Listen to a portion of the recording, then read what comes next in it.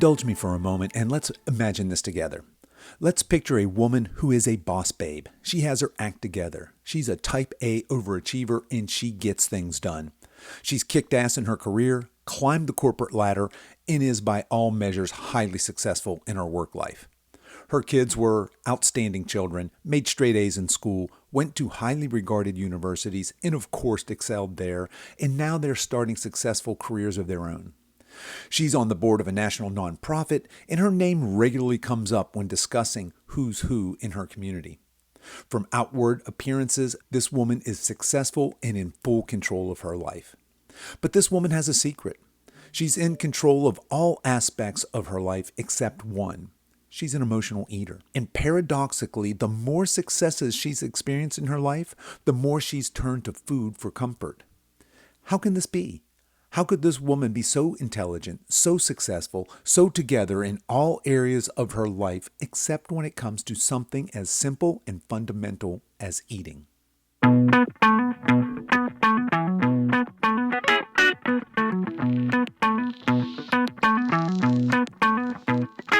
Hello and welcome to the Over 50 Health and Wellness Show. I'm your host, Kevin English. I'm the founder of The Silver Edge, and our mission is to help you get into the best shape of your life, no matter your age, so you can show up in the second half of your life as the healthiest, strongest, most vital version of yourself.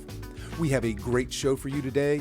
Jessica Procini is here, and she's going to help us escape from emotional eating. But before we get to today's episode, I want to let you know that this podcast is brought to you by MAPS Fitness Products. If you're hitting the gym but not following a professional, well-thought-out program, maybe you're just following something you saw online, then these programs are for you. There's a MAPS program for just about everybody, no matter what your goal is, from the complete newbie to the advanced athlete. And all month long in October, you can get the MAPS Symmetry program 50% off. This program focuses on building a balanced, sculpted, and symmetrical body, and many of us over 50 have lived for decades with muscular imbalances, making this an ideal program for strengthening and correcting these imbalances. So if you're interested in learning more, head over to silveredgepartners.com and click on the MAPS Fitness product icon, and make sure you use the coupon code October50 at checkout for your 50% discount. Again, that's silveredgepartners.com and use coupon code October50, that's October50, no spaces, all run together, for your 50% discount off MAPS Symmetry. Okay, enough of that. Let's get on with today's show.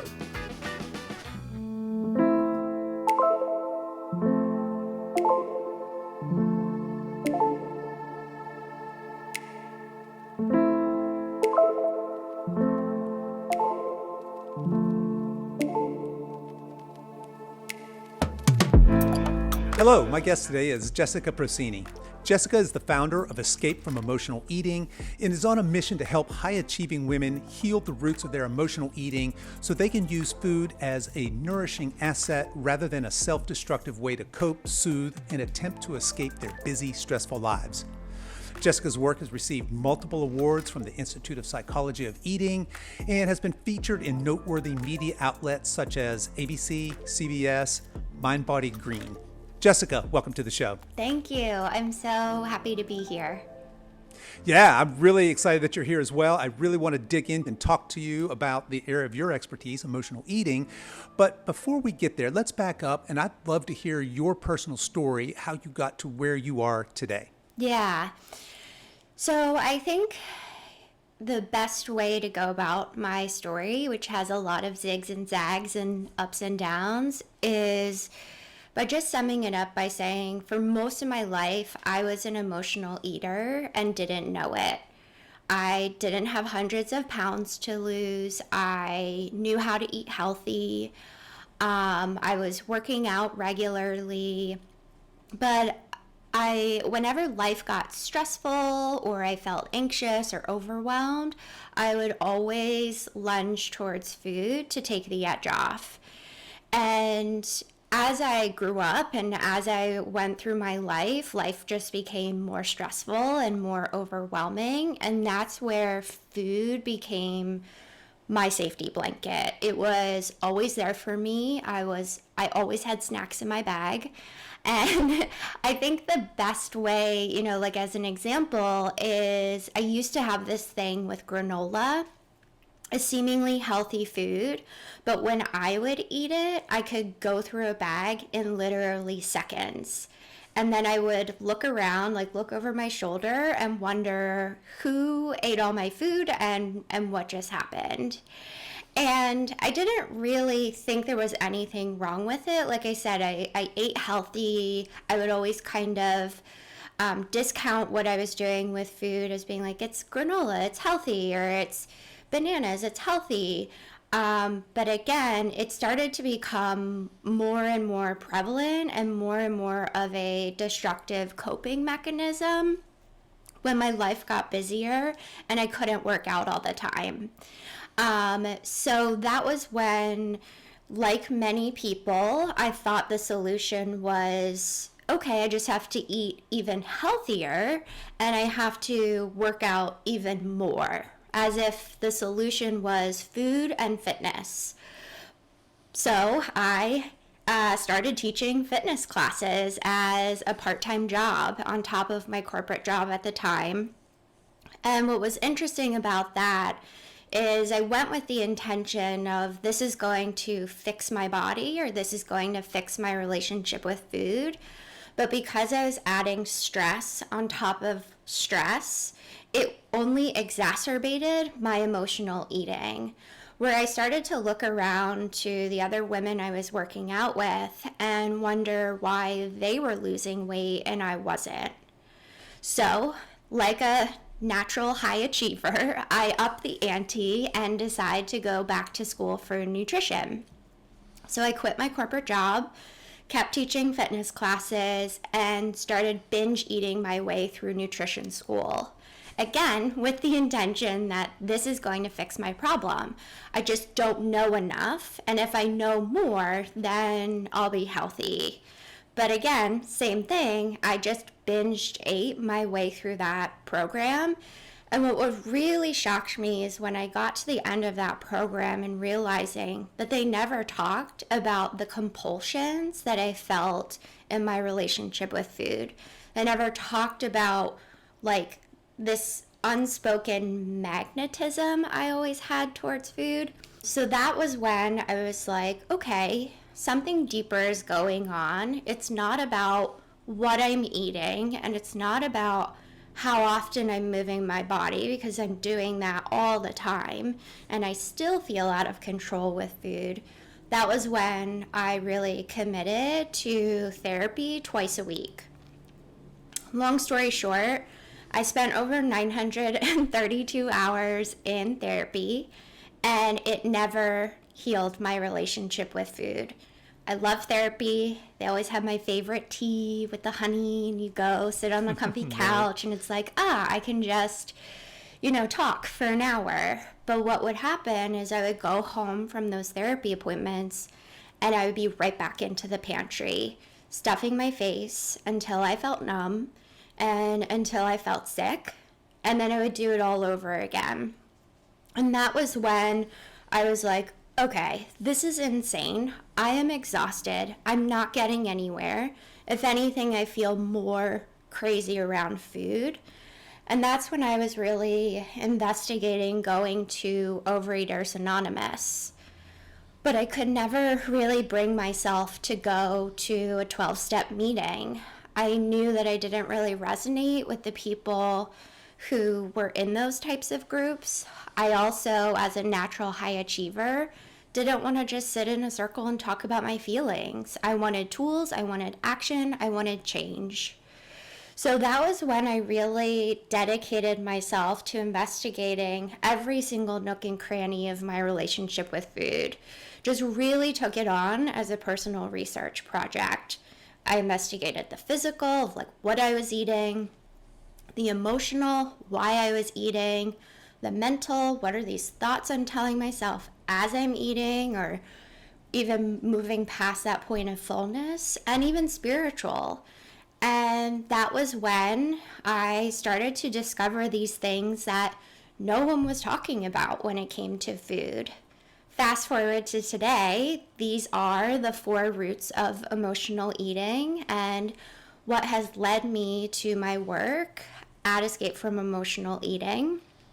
Because as I started to put these missing pieces in place, people started asking me, like, what are you doing? You look so happy, you look so beautiful, you're losing weight. And I just started sharing what I was doing. And honestly, that's how I got my first clients, what is now 11 years ago. And now, I am fully free from emotional eating. I feel like that's even just a really bold claim based on where I was and really thinking that I was going to have to live with this forever, to where now food is a nourishing asset for me. I eat when I'm hungry, I stop when I'm full, and I move on. Food is not a coping mechanism for me, it's not a crutch. And I think that's a really big deal, especially because as, a nation and as a world, we've gone through so much over these last couple of years. And I honestly went into the pandemic thinking like, okay, this is a real test. Like, is this freedom with food just an illusion, or is this like really real? And going through the pandemic and not using food as a coping mechanism, because I had done all this work around the 4 roots and healed it at the root, was where it was like, whoa, okay, this really is real. And this actually like really works. And when I started introducing the 4 roots to my clients, I saw an acceleration in their process as well. So long story short, that's kind of where it all began and how I got to where I am today. Yeah, thanks so much for sharing that. I mean, that's quite a roller coaster of a journey you have there. I think it's fascinating that you started that conversation by saying, I was an emotional eater and didn't know I was an emotional eater. But then as you started to become more successful and you probably had more stress in your life and you're in this high achiever mode, now that's starting to manifest itself in a way that you can see that. And you had talked about ways you tried to overcome that once you realized you were doing that. And you said, well, I can out exercise it. I just don't have the right amount of knowledge. I'll go back and learn more about it. Okay, I need to fix my relationship with food, and that clearly didn't work. And then, okay, well, therapy, and that certainly sounds like, well, if you have a problem with emotionally eating, let's just find out the root of that and sitting on a couch talking to a therapist. And while there certainly is some value there, it clearly didn't cure you, quote unquote, of this emotional eating disorder, right? And we've recently had another guest come on the show, a PhD psychologist, that basically said the same thing. I had a binge eating disorder. I'm a psychologist. My mother's a psychiatrist, and I come from this lineage of people that are really into psychology. And I thought that when I got to the root of my issues, my emotional issues, I would be cured. It only got worse. So that's an interesting phenomenon. Now, I definitely want to move to your 4 roots of emotional eating. I want to pick that apart a little bit. But before we get there, let's back up a little bit and let's just set the table here. What is emotional eating? How do we put a basket, or how do we put that in a bucket? I think there are a lot of definitions of emotional eating. Believe it or not, it is not found in the dictionary. And I think that does a disservice because there's a lot of misinformation about emotional eating, what it is, what it isn't. But the way that I define it is using food for a purpose other than physical nourishment. So if you're using food and you eat when you're stressed, if you overeat. So in other words, if your eating experience starts with a pure intention of I'm physically hungry, I'm going to eat something, but then you overdo it, even that's considered emotional eating. Emotional eating is not about what you're eating. It's about why you're eating. And when I talk about emotional eating being using food for a purpose other than nourishment, people get their panties in a bunch because they're like, but food is supposed to be enjoyable and we're emotional beings. And it's like, yes, I am with you in that. Food does need to be pleasurable. But if the primary intention behind why we're making our way towards food is because we don't want to feel something that we're feeling, or we're seeking to change something in how we feel, or we're seeking to avoid something, that is emotional eating.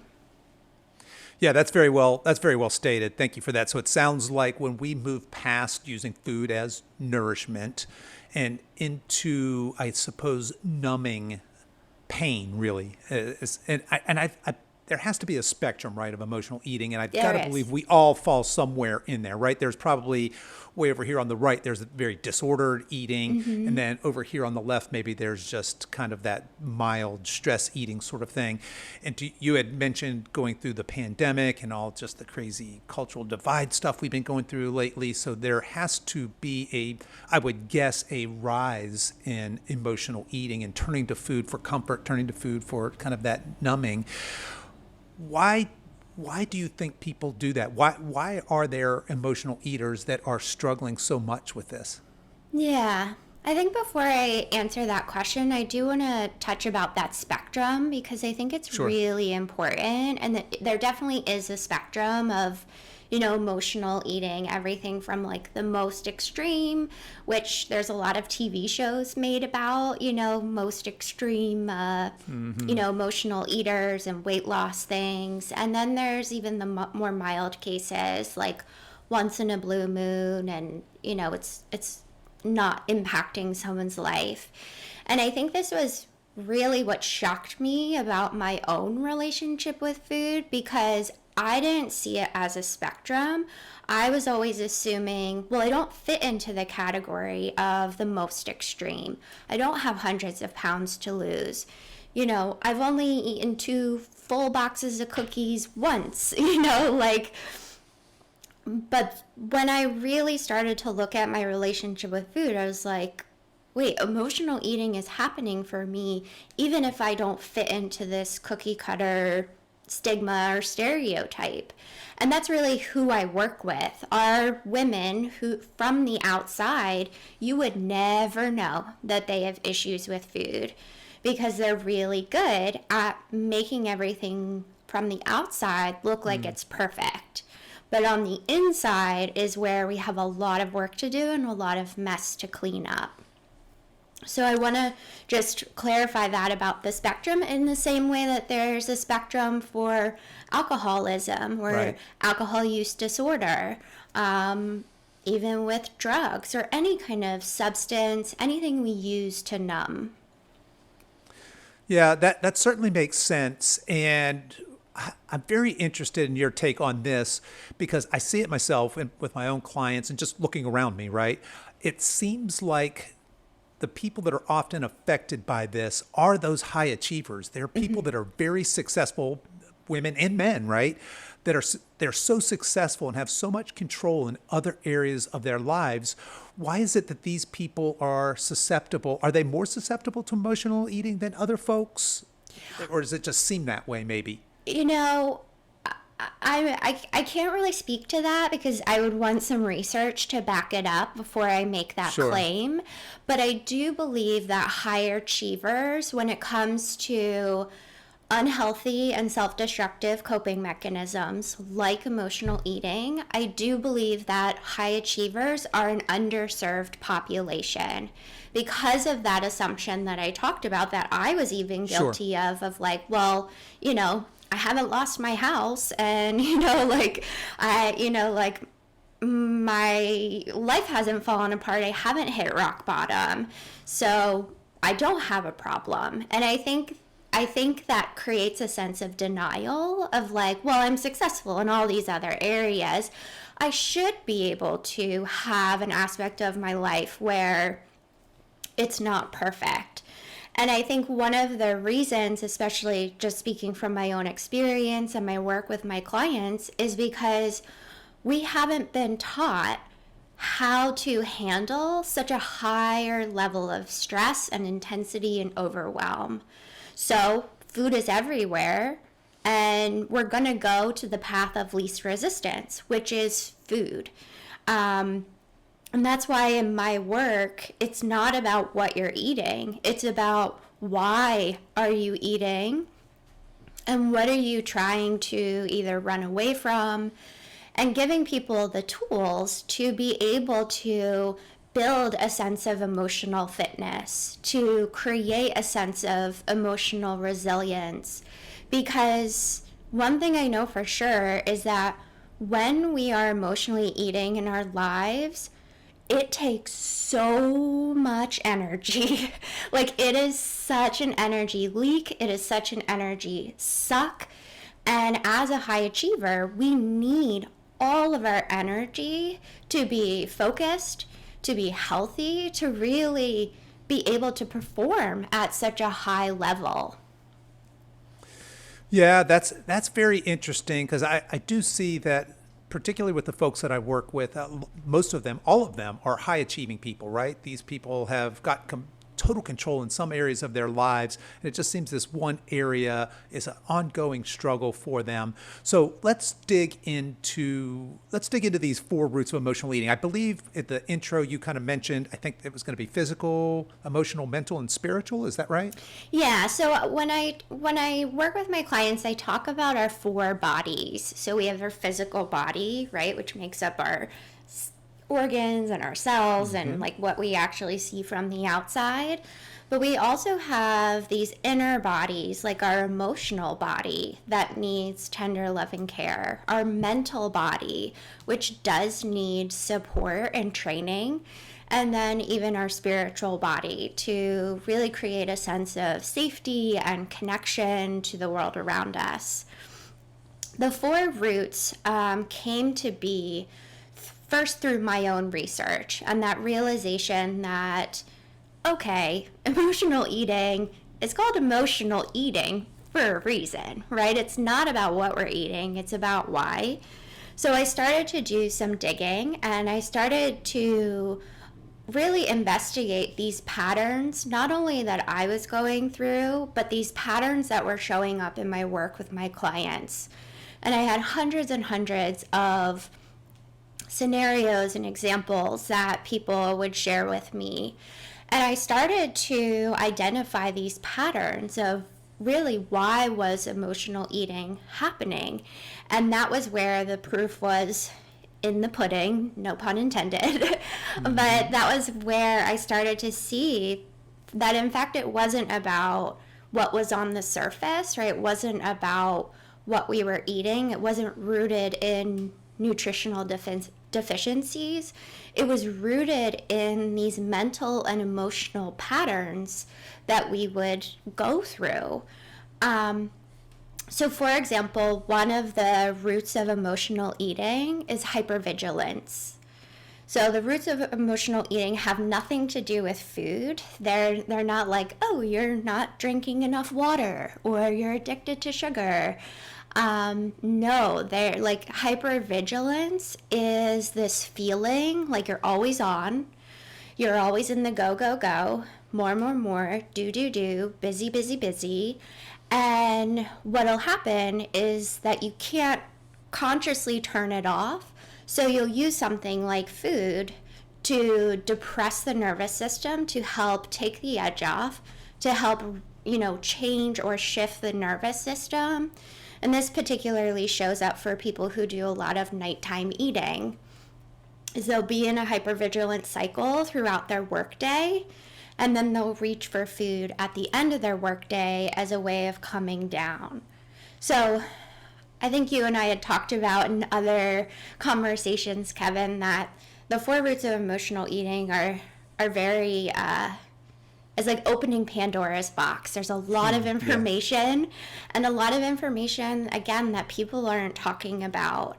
So I did create a specific quiz that people can take to identify which of the 4 roots is activated for them, and even a set of resources so that they can start learning about this root, how it's showing up for them, giving them tools to start to work with. So it's a great beginner set. And I wanted to share that with everyone today. So the website for these resources and to take this really great quiz is innerwork.me. Innerwork.me, and you can take the quiz, figure out which will give you clarity about which of the 4 roots is present for you, and then a suite of resources to be able to work with it. Fantastic. Thanks for sharing that. And folks, I will put that Interwork, what was it? It was innerwork.me. I'll put that in the show notes. You folks can find that there. So I wanted to back up because you said something very interesting. So clearly, we can see how somebody might emotionally eat to numb pain. And the reason they might do that is because it works, simply put, right? It does temporarily numb pain. Mm-hmm. Long-term, maybe not such a good strategy, though. But you had said something really interesting there. We're talking about why maybe some of these really high-performing people fall prey to this when they seem to have so much control in other areas of their lives and not here. And you mentioned this kind of hypervigilance, and then you said that they're shifting their nervous system with food. So it almost sounds like these people that are constantly in that sympathetic flight or fight kind of mode all day long, they're go, go, go, go, and get it, get it, get it. They're really using this food as a tool to shift them into that parasympathetic, that rest and digest state. Is that kind of what you're saying? Absolutely. Yes, that's exactly it.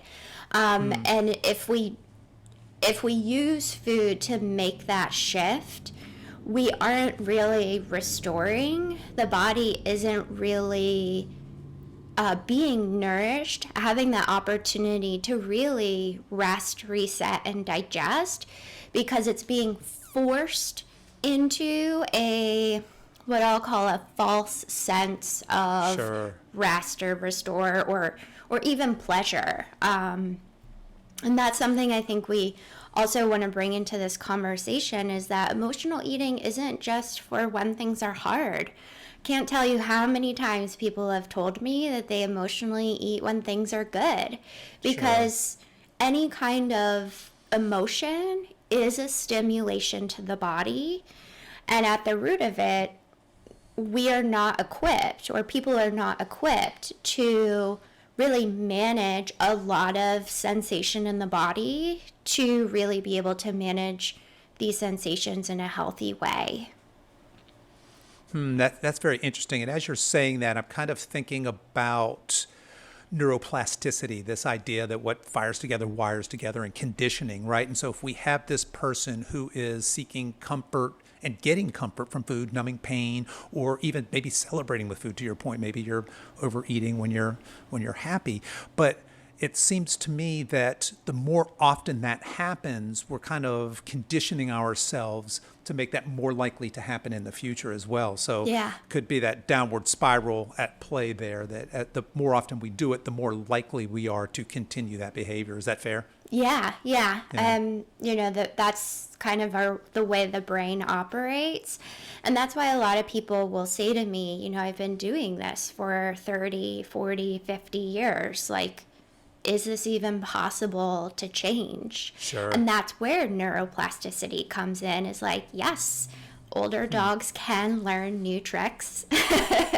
Yes. We just haven't been given, or you just haven't been given the real tools to address the real problem. And that's where my work comes in, and everything that I teach is, let's give you a better tool to manage intensity, whether it's a positive intensity or a negative intensity, so that you are building a higher level of emotional resilience, a higher level of emotional stamina, a higher level of even emotional literacy. Because most people, when you ask them how they're feeling, they'll say either good or bad.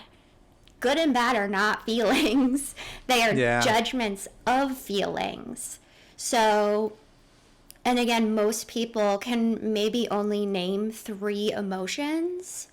So we really have to expand even our language of how we communicate what we're feeling and why.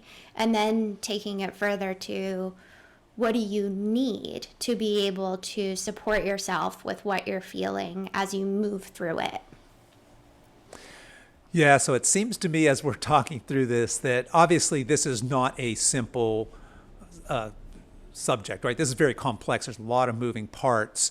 And to your point, we've already discussed the fact that you tried all these different things that seemed like they should be able to help, and they didn't work. For that Yeah, thought, yeah, yeah. So one thing that we were talking about eating for pleasure and eating to celebrate. And what a lot of people will say is, well, everybody does that. sure. There's birthday cake and there's, champagne when people get married and all these things. And I think what is really valuable that we need to be looking at just as a society as a whole is the ways that we have been socialized to use substances, whether it's food, whether it's alcohol, whether it's shopping, whether it's sex or anything, the ways that we have been socialized to use a substance to numb feelings, whether they're positive or negative, where, this happens a lot for people who are struggling or feel a complicated relationship with something like alcohol. They'll say, well, everybody drinks, it's everywhere. How am I going to be able to go out and not, drink? And I think when we start to take steps back from, okay, maybe what I'm doing isn't really healthy, we can start to see that society itself does not have a healthy relationship with food. Just like I would even be bold to say it doesn't have necessarily a healthy relationship with alcohol. And I think where we get into challenges and where emotional eating is different than alcohol use disorder is we can't abstain from food like we can with alcohol. Food is everywhere. We have to eat. We have to eat multiple times a day to live. And that's what makes emotional eating even more convoluted in some ways because, again, we have to face it and we have to face it multiple times a day where patterns can just become so ignored or accepted as quote unquote normal when they actually aren't at all. Yeah, that's a good point you make. While alcohol is culturally accepted, clearly, not maybe alcoholism, but just social alcohol use, food is very culturally accepted. It has to be, right? We are required to take in food, and it is everywhere. And I think that what happens is when we start to get into this, we're reaching for food to numb pain. We're just looking for that escape from emotions, probably deep-seated. But when we talk about going back to kind of these four roots of emotional eating and getting to the causes of this, listeners here are probably thinking, okay, I'm with you. I get it. I am an emotional eater. You probably fall, if you're listening to this, you definitely fall somewhere in that spectrum. What are some practical tips that people can start with right away? Clearly, we've given them the quiz. They can go there and probably get some resources specific to them. But in terms of identifying whether you're an emotional eater or where you are there some things that you can give listeners here that they can take away and implement today kind of across the board? Yeah, so one of the basic tools to support people with really honoring their fullness, honoring a point of satiation, it's really just kind of like the tip of the iceberg to know where people are, where you may be overeating, is what's called a fullness scale. So you want to imagine a scale of 1 to 10. 10 being like you really overdid it, you're stuffed, you're bloated, maybe your belly hurts, maybe all you want to do is go to bed because like you're in some serious discomfort. Where we ideally want to land and what I call eating for energy or aligned eating is around a 7 on the scale. A 7 on that scale of 1 to 10. This is where you are satiated, so you're not hungry, you're not restricting yourself, you're satiated But you're also not eating out of this place of fear that, you won't be able to eat again later on. Or the main thing is that you're not eating out of fear. And you're not eating from old patterns of, oh, I have to clear my plate. It's about really listening to your body. And I know that may seem a lot easier said than done. So this is not a tool for the end all be all. But what I invite people to do is the next time they're going to eat, which I imagine would be sometime today, to really imagine or even write down for yourself that scale of 1 to 10, 10 being where you really overdid it. And see and check in with yourself periodically throughout a meal, asking yourself, where am I on my fullness scale?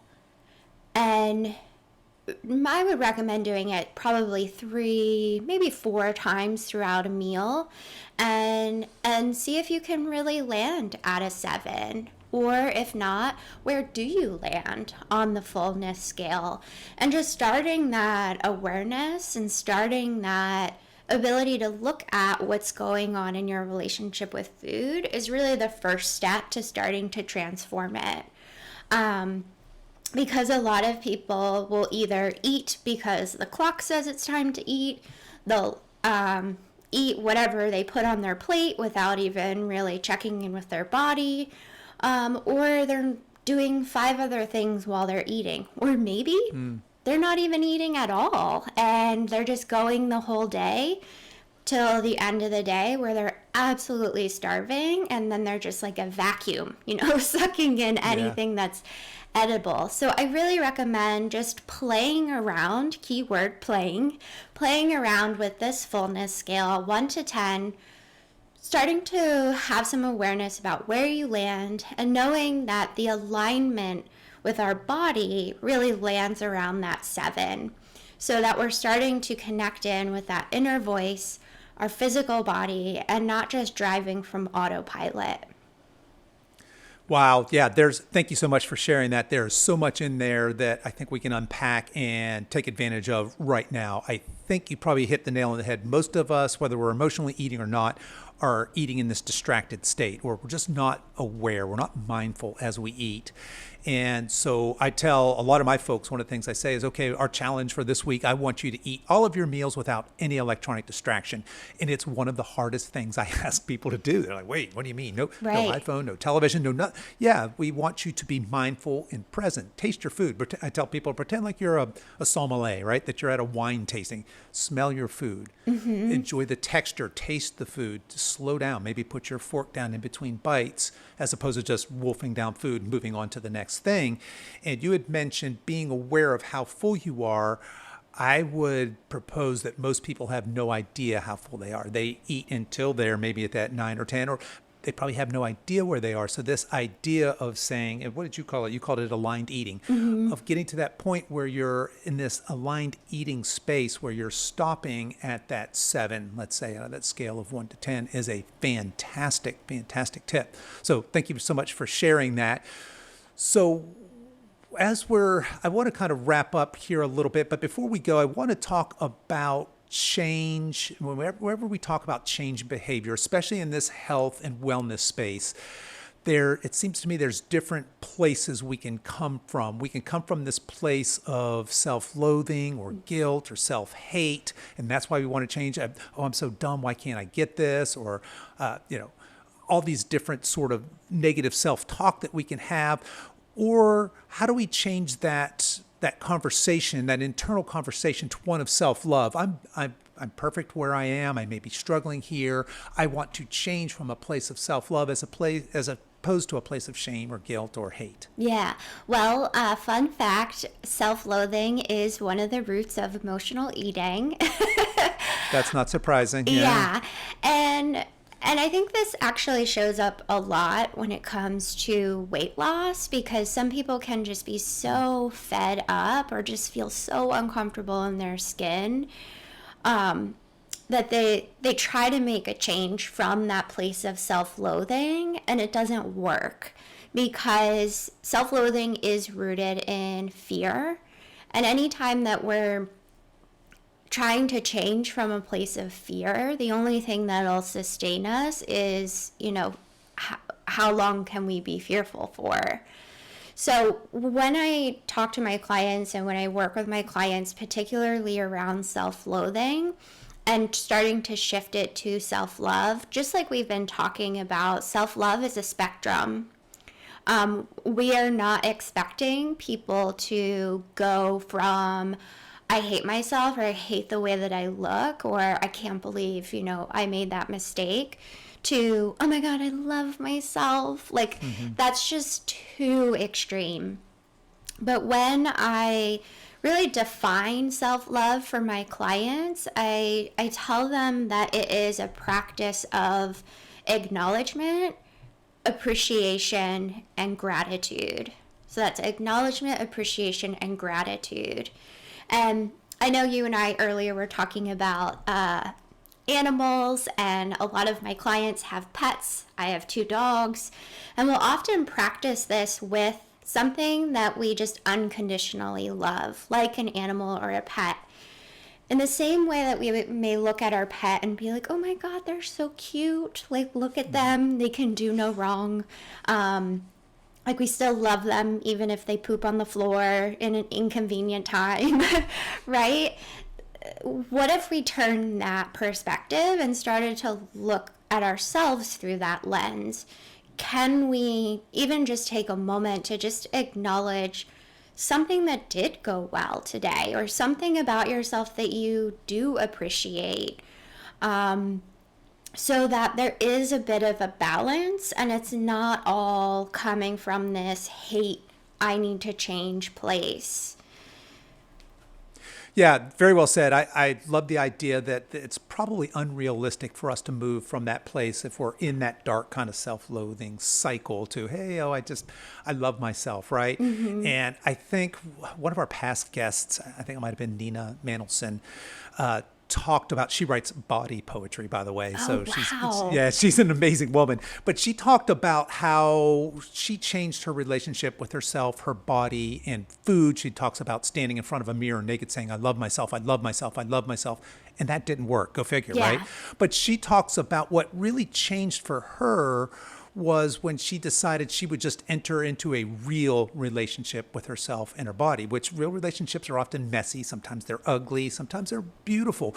But if you accept all of that without judgment and move forward in the relationship, just like any relationship, it takes work. Your relationships with your parents, your kids, your siblings, your spouses, all of these relationships, sometimes they're not so pretty, sometimes they're wonderful, but they're real, meaningful, living, growing relationships that need to be nurtured.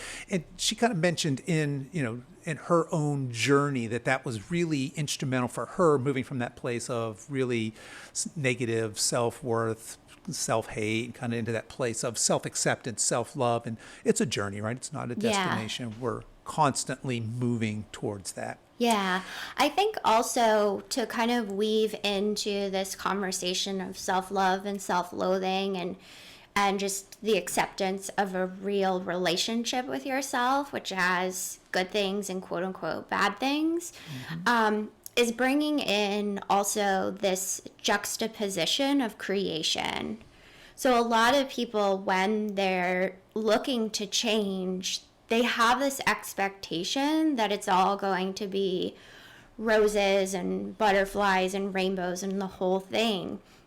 But how creation involves a juxtaposition. It involves self-loathing to some degree, but it also involves self-love. And I think that's kind of like what you're saying, is that we have to accept both in the same way that like the trees have to shed their leaves so that next spring they can literally grow.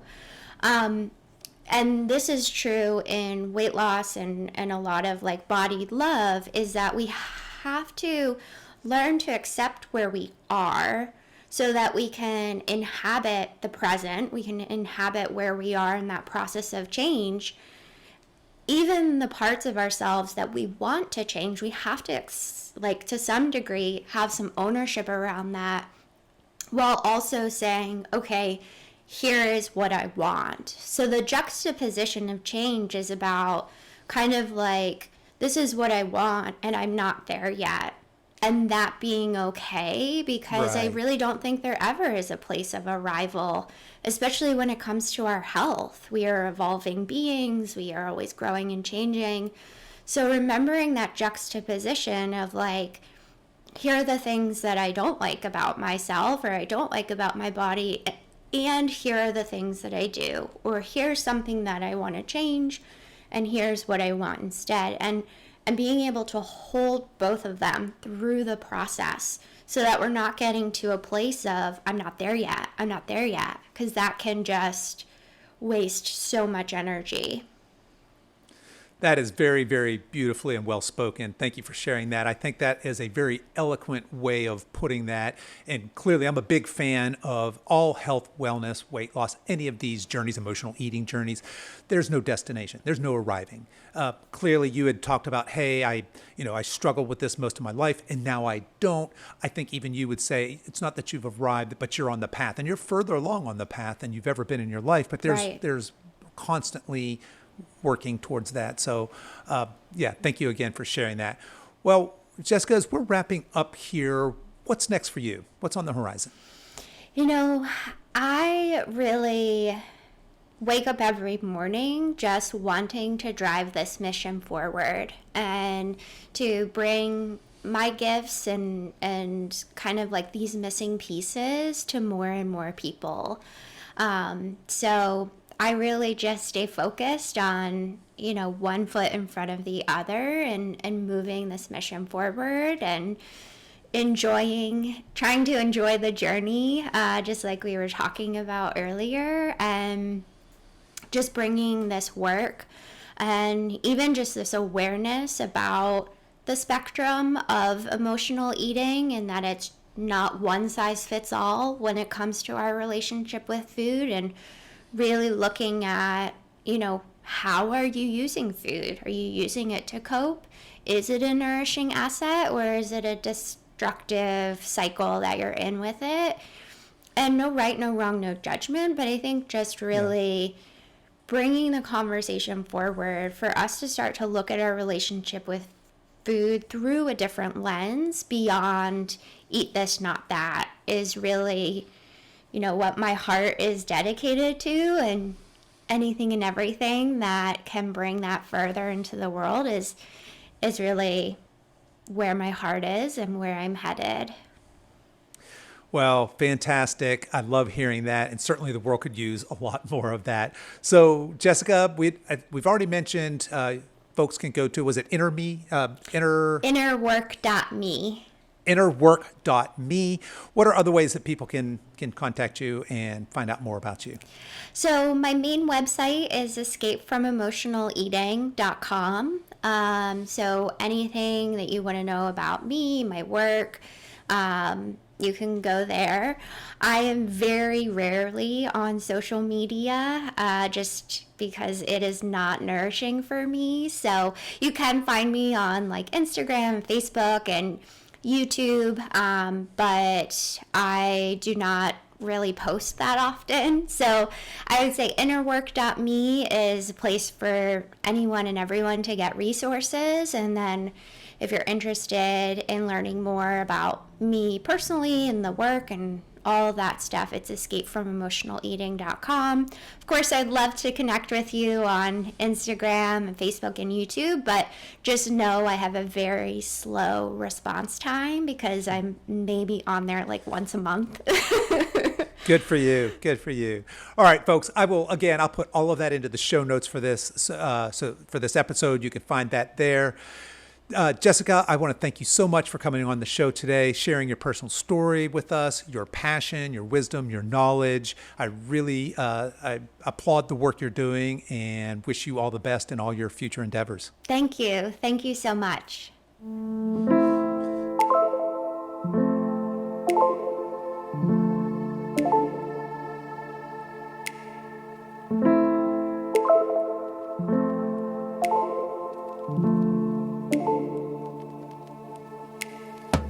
Okay, folks, that's our show for this week. If you've enjoyed this podcast, I want to let you know that we have other free resources over at silveredgefree.com. There you'll find our free guides with our top tips on nutrition, exercise, and healthy lifestyle. So feel free to head over there and download anything that looks useful to you and your health and wellness journey. I also want to let you know that you can find all the links to the resources we discussed in this episode over at silveredgefitness.com/episode 144, and you can continue the conversation over there as well. I'd love to hear your thoughts and comments on today's show. I really appreciate you spending your time with me today, and until next time, stay strong.